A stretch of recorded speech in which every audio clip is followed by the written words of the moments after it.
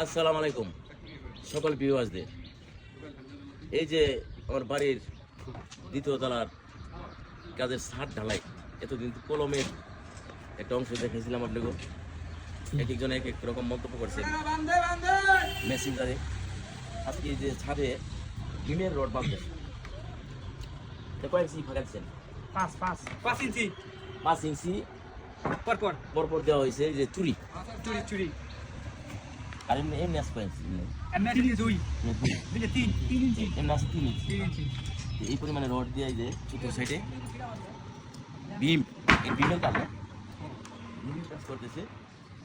আমার মনে হয় বিম শেষ হইলে আমার পরে এই রড বিছাইব ছাদে। আপনারা যারা জানেন এই সম্বন্ধে কমেন্টের মধ্যে একটু জানাইবেন, জানাইলে আমরা বুঝবো।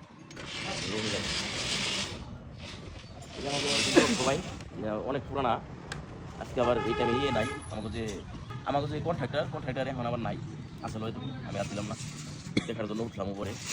কত মজবুত একটা ছাদ ঢালাই দিতে হয় এগুলি বুঝতে করছি।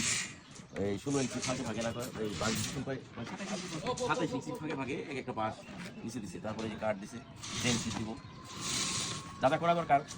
এই বড় বড় বিক্ষ যারা দক্ষ কাজে পুরানো অনেক, আমি প্রায় আমার এলাকায় অনেক বছর যখন কাজ করতেছে বড় বড় বিল্ডিং, তাদের কাছে কীরকম হইতেছে কাজের প্রস্তুতি আছে কিনা, যদি কোনো ইঞ্জিনিয়ার বা সাব কন্ট্রাক্টর সম্বন্ধে যারা অভিজ্ঞতা আছেন কমেন্টের মাধ্যমে জানাবেন।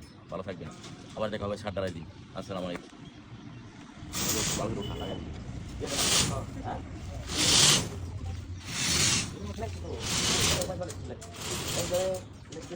ঢালাই দিয়ে দিলে আর ঢালা দিচ্ছে